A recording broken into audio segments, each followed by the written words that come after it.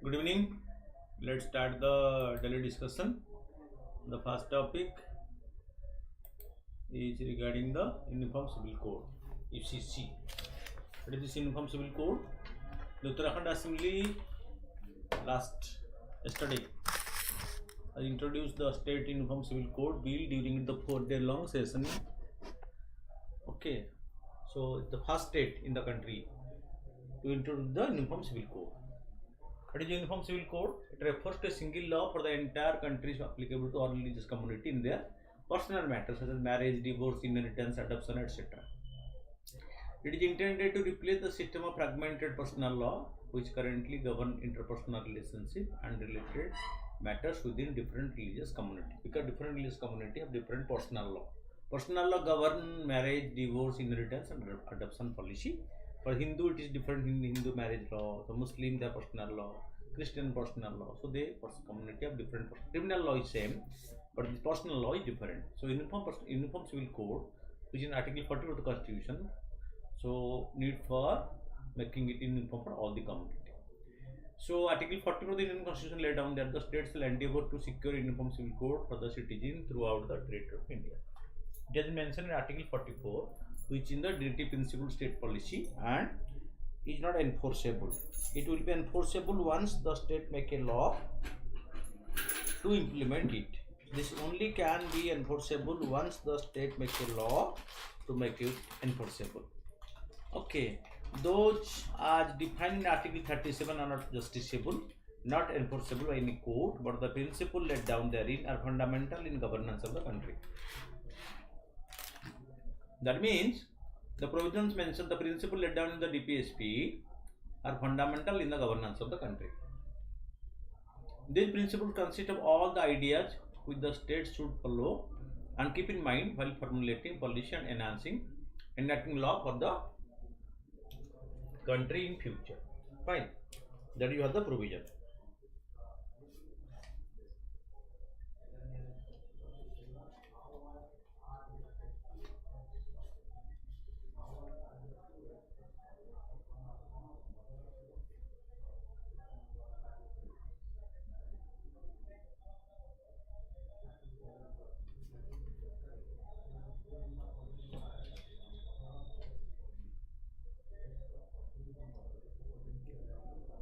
This principle consists of all the ideals which the state should follow and keep in mind while formulating policy and enacting law for the country. Present status of personal law in India. Personal law subjects such as marriage, divorce, inheritance, and adoption come under the concurrent list of the constitution. Both the parliament and the legislature can make law with respect to any of the matters enumerated in the concurrent list. The Hindu personal law have been codified into 4 parts by the parliament in 1956. The Hindu Marriage Act 1955, the Hindu Succession Act 1956, the Hindu Minority and Guardianship Act 1956, the Hindu Adoption and Maintenance Act 1956. The term Hindu also includes Sikh, Jaina, Buddhist for the purpose of this law. The Muslim personal law are not codified as per se and are based on their religious text.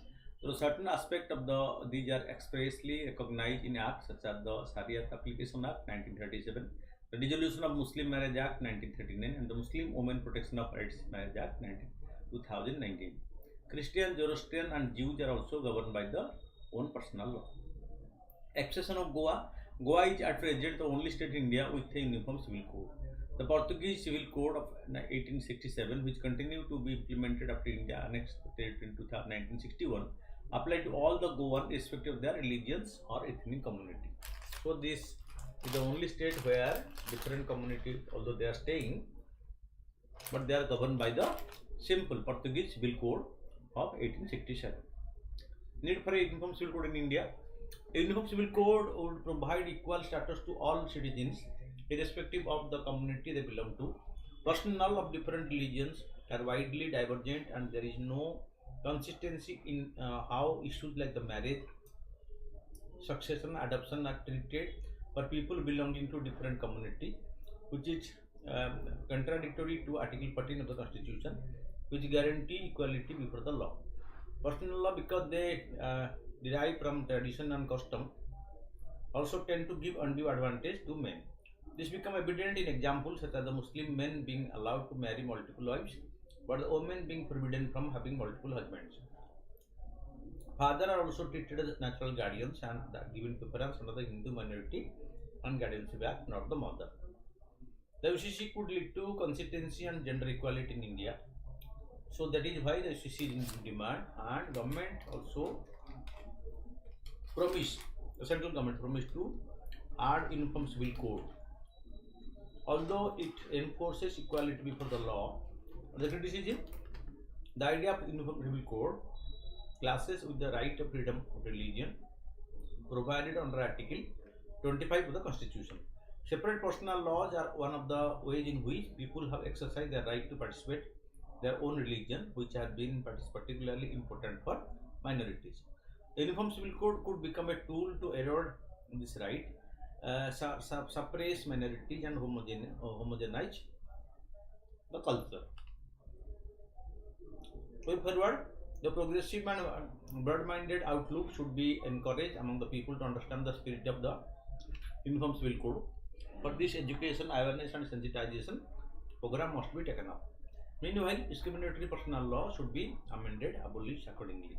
The Law Commission in its report titled Reform of Family Law has suggested that the best way forward could be to preserve the diversity of personal law while ensuring that they do not contradict fundamental rights.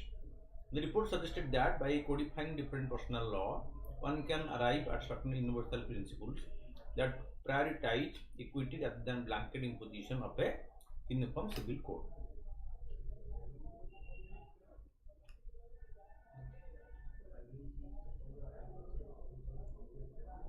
In May 2022,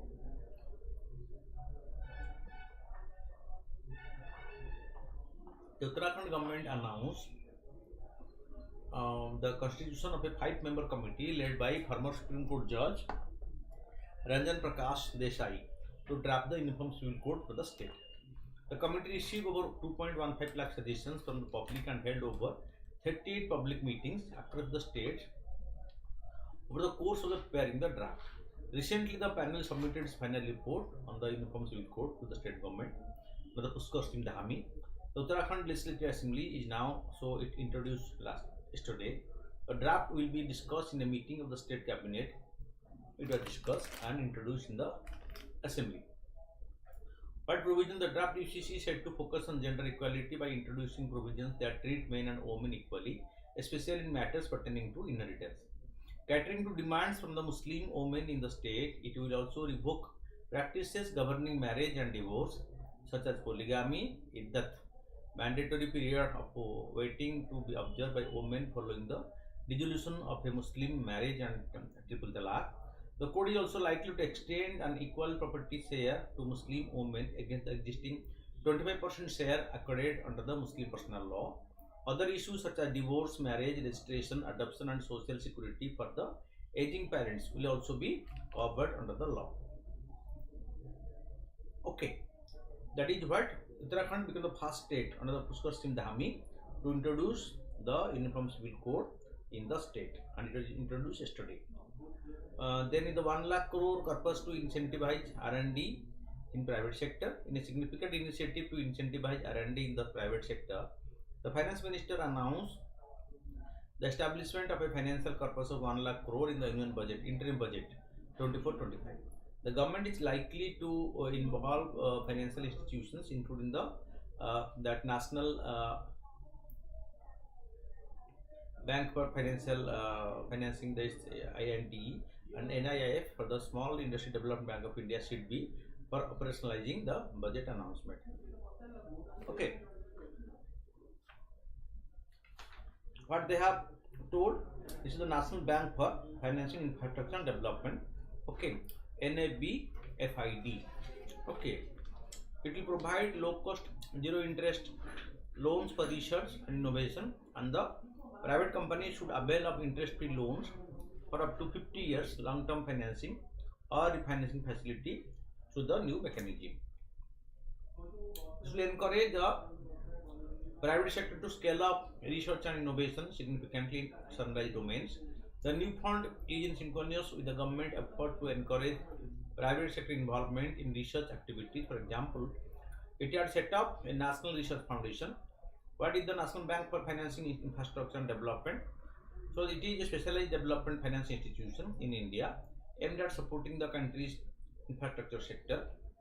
This is because the country's infrastructure sector can significantly gain from an enabling credit flow by means of attractive instruments and channelizing investment. Thank you.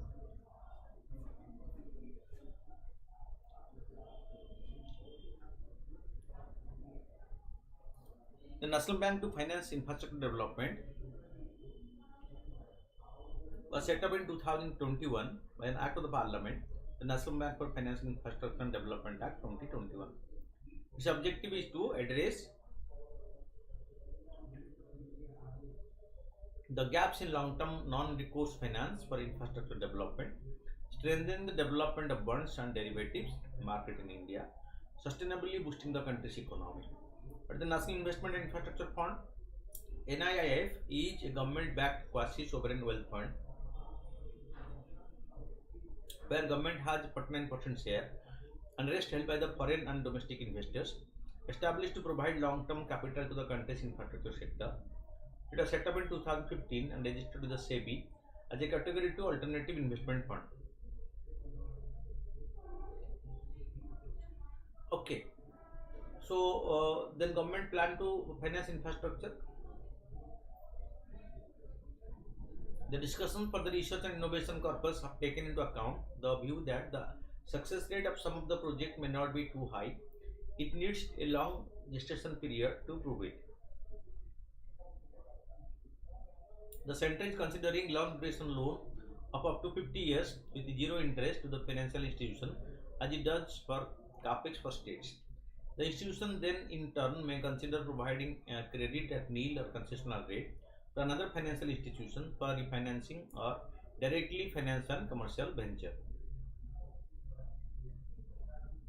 A combination of one or more than one financial institution could be considered to provide long-term concessional credit of 1 lakh crore. This is commercial funding for commercial for profit ventures, but the venture should be of an innovative new technology to be proven, not a traditional one, something innovation, something new to be done through this fund. With this, the government aims to provide an enabling ecosystem for venture in cutting edge developing technologies to take off. Interministerial deliberations are taking place on the sector to be considered under this funding. The amount of 1 lakh crore will be spread over out over the years for various projects. which may be decided by an expert committee. Okay, so what are the schemes they will be financed will be decided by a special committee. Then next, the tidal disruption event. So it is a celestial event. The international team of astronomers recently conducted multi-wavelength observation of AT223 CLX, the closest to Earth tidal disruption event, the TDE. But this TDE, tidal disruption event, are astronomical phenomena that occur when a star passes close enough to a supermassive black hole and is pulled apart by the black hole's tidal forces, causing the process of disruption in itself. Such tidal disrupted stellar debris starts raining down on the black hole, and radiation emerges from the innermost region for accelerating debris, which is an indicator of the presence of the TDE, so tidal disruption event. How does the TDE typically unfold? Close approach, a star in a galaxy approaches a black hole or a very close trajectory due to gravitational interaction within the galaxy. The tidal forces as the star gets closer to the black hole, the gravitational forces acting on it become increasingly uneven due to the difference in gravitational pull on the near side and far side of the star. These tidal forces can be strong enough to disrupt the star. Stellar disruption: when the tidal forces exceed the self-gravitational forces holding the star together, they undergo the process called the tidal disruption. The star is stretched and eventually turned apart into a stream of gas and debris. Accretion disk formation: the debris from the disrupted star form an accretion disk around the black hole. This disk is composed of hot gas and dust, and it spirals inward towards the black hole. Energy releases: as the material in the accretion disk spiral inward, it releases a tremendous amount of energy into the form of X-ray and ultraviolet radiation. Flares and observations: the TD are often observed as bright flares of radiation from the center of the galaxy.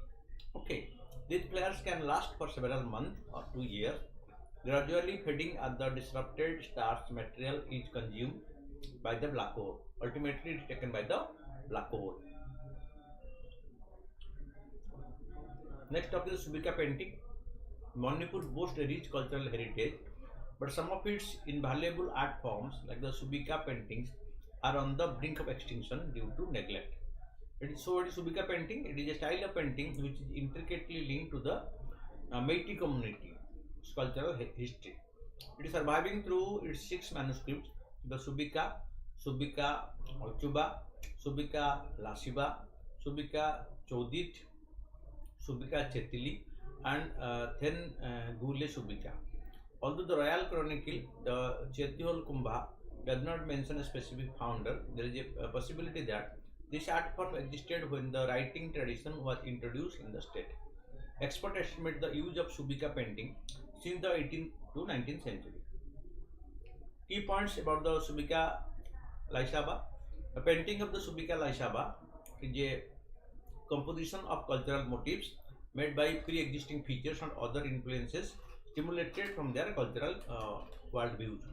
Among the 6 manuscripts, Subika Lasiba represents a direct and authentic continuation of the Meitei cultural traditional depicts through visual images. The illustrations of the Subika Lasa have visual language from the elements such as lines, shapes, forms, colors, and patterns. These visual images become a Meitei's cultural motif, a structure to create visual effect as well as express cultural significance, meaning, and values. The visual images found in this manuscript are painted on the handmade paper. It is also found that material of the manuscript are prepared indigenously, either handmade paper or the bark of the trees.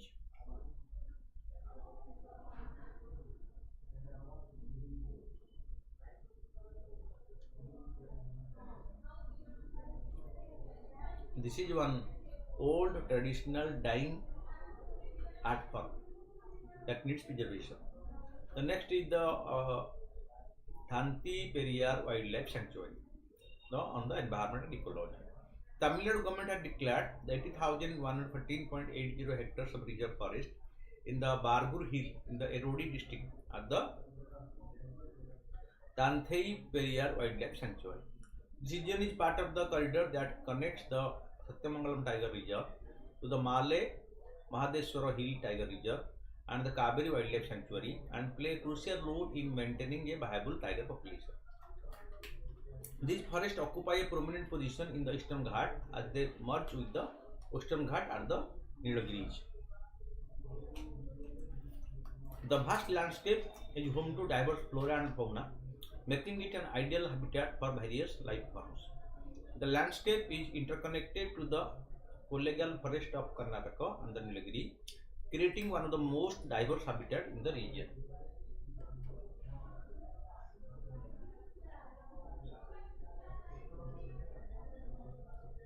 It is one of the tiger corridor identified by the National Tiger Conservation Authority.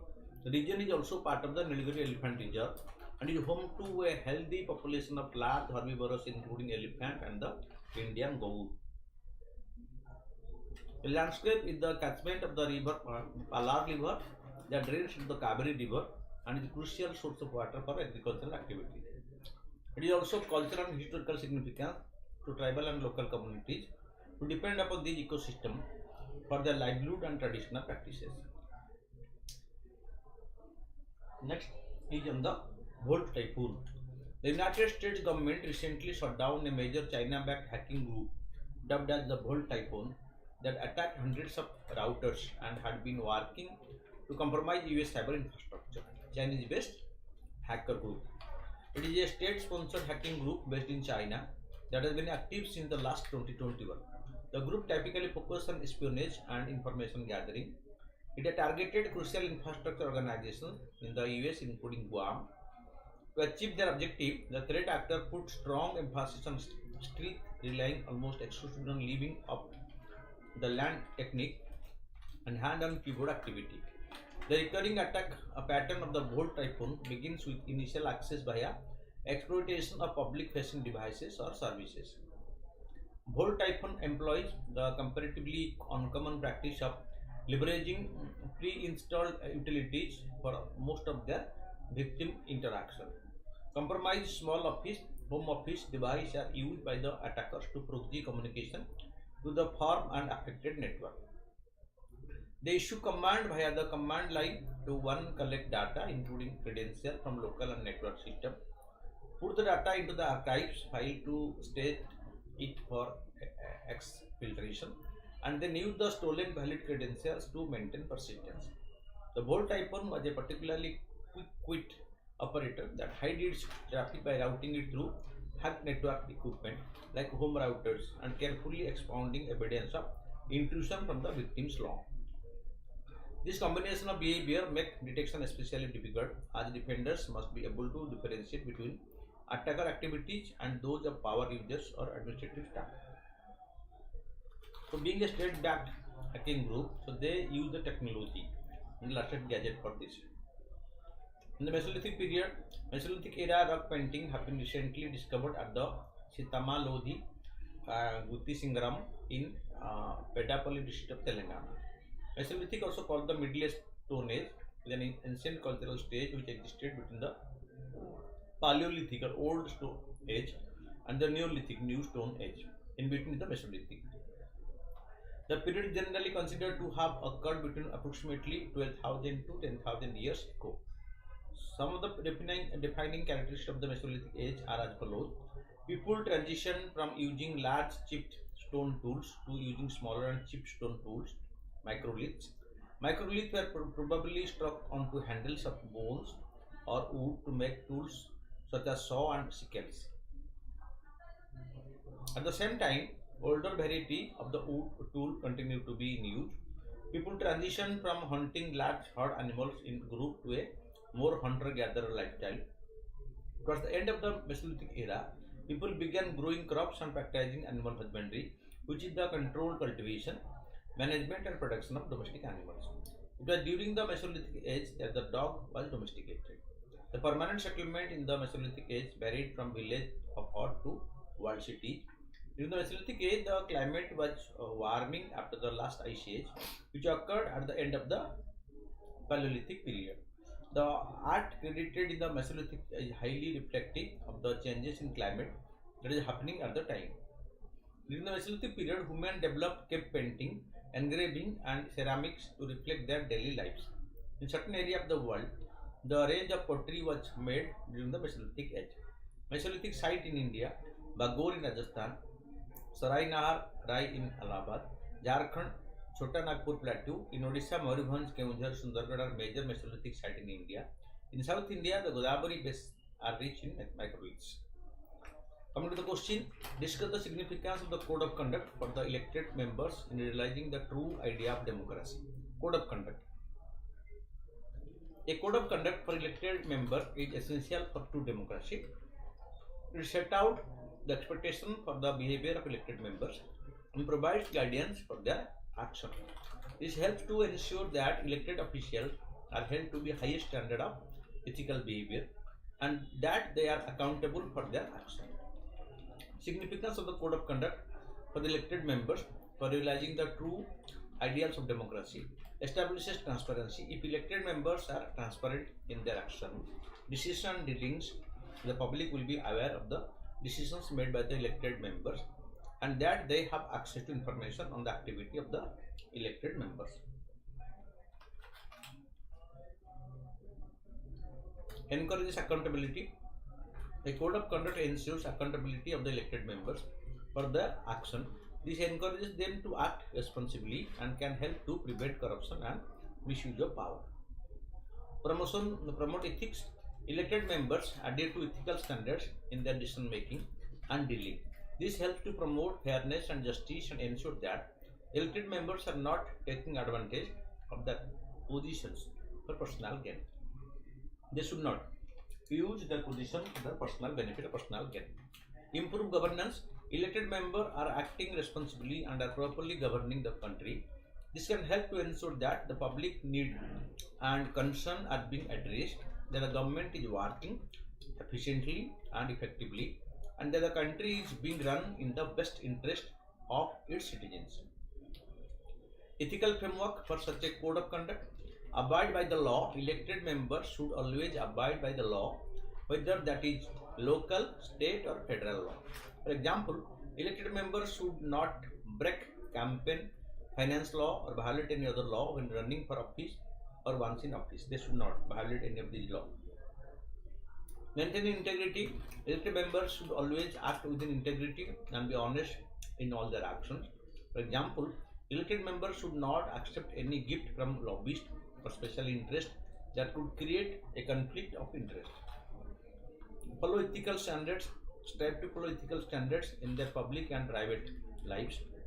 For example, elected members should not use their office for personal gain or to benefit themselves or their family members. Be transparent. Elected members should always be transparent in their action and be willing. For example, elected members should make all their financial records and decisions publicly available to ensure full transparency. The conclusion, the code of conduct serves to ensure that elected members honor their oath of office by exercising their authority, responsibility and without bias. It does help to ensure that elected members act in the best interest of the public rather than in their own personal interest. They should act in a manner that is consistent with the principle of democracy and uphold the idea of justice, equality and fairness.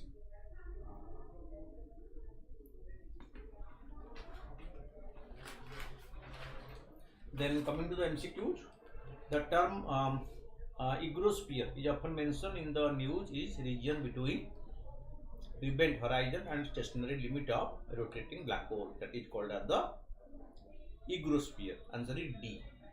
Consider the following statement regarding the atmospheric rivers.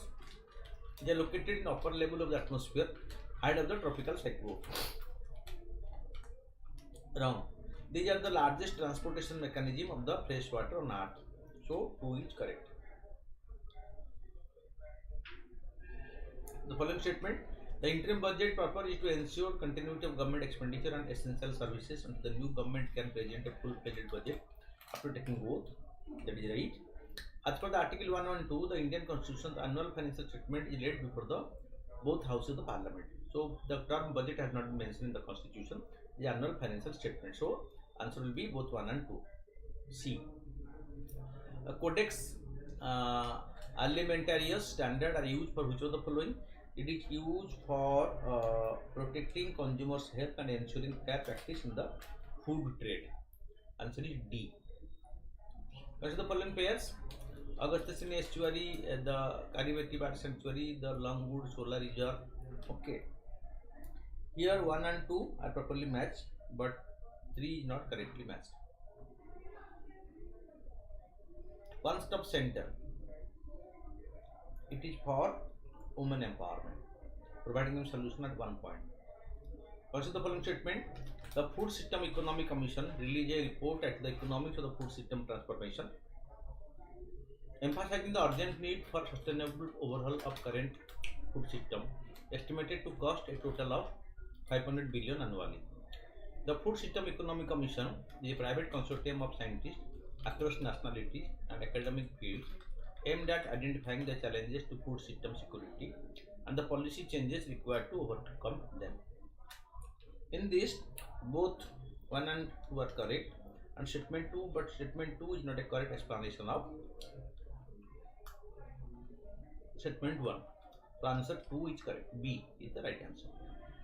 With reference to the laughing bull, a migratory bird, consider the following statement. They are known for their adaptability and opportunistic feeding habit.